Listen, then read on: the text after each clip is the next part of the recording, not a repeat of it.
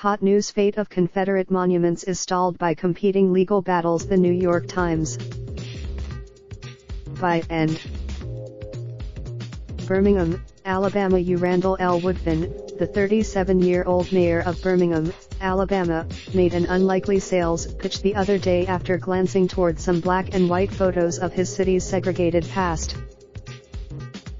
A 52-foot-tall Confederate monument, a sandstone obelisk erected in 1905 and within sight of City Hall, is available, he said.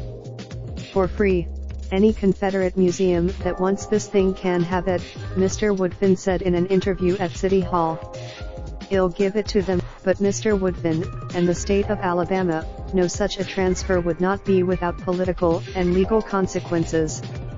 Almost 100. Those stubborn debates bubbled up again this month in Winston-Salem and Chapel Hill, North Carolina, and in Birmingham, among the most progressive parts of a region that has struggled to reconcile its history with its modern ambitions. This is one of America's most important conversations.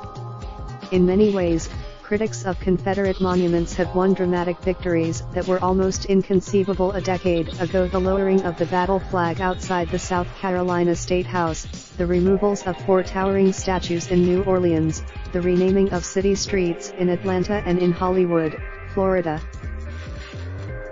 But some states have rushed to shield Confederate tributes from removal.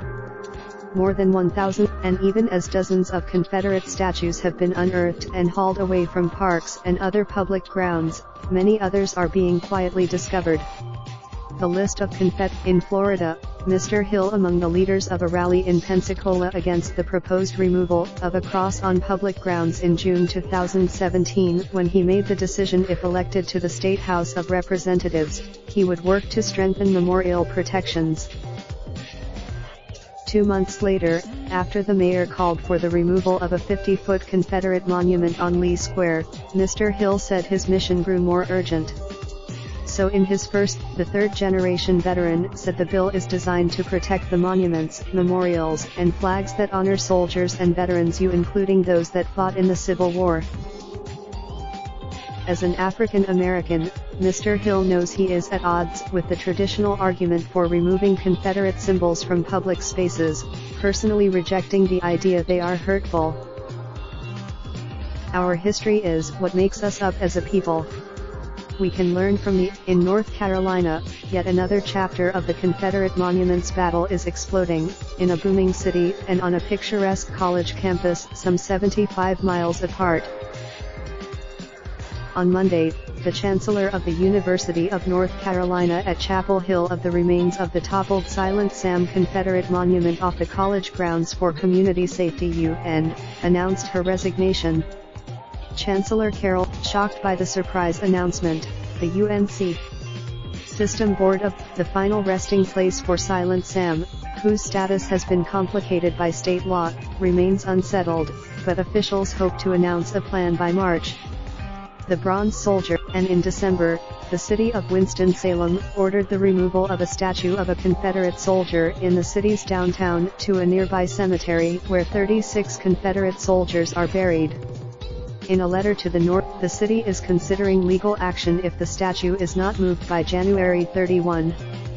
The United Daughter, I know there are strong issues on both sides of this issue, people who want it there because of history, Mayor Alan Joynes said.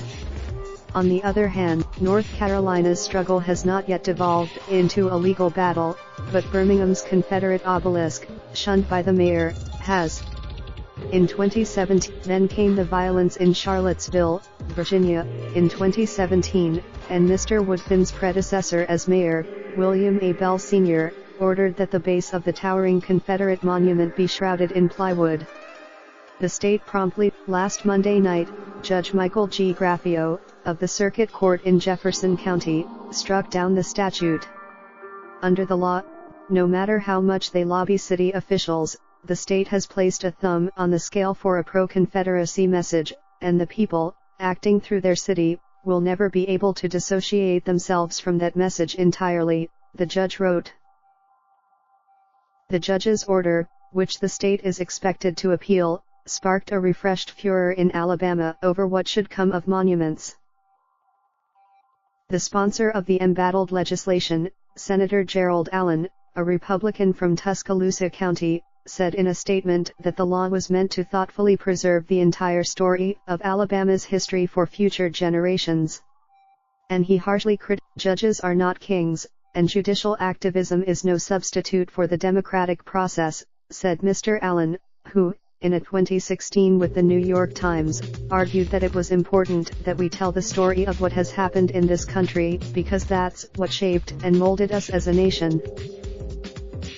A spokesman for Attorney General Stephen T. Marshall, whose office brought the case against Birmingham in August 2017, did not respond to a request for comment. Mr. Woodfin, who defeated Mr. Bell within months of the Charlottesville attack and the Alabama lawsuit, is weary of a broader fight that he argued should have been settled long ago. "A deepening legal, in my mind, this is the opposite of moving forward," he said. The statue was the monument, which was originally dedicated by a Birmingham area chapter of the United Daughters of the Confederacy, is hardly the only challenge. On Monday, state offices will be closed throughout Alabama. The government will be, and Robert E. Lee. Raindrop, drop top smoking, no cooking the hot pot. Fucking on your bitch, yeah, that. Looking up, open the park pot.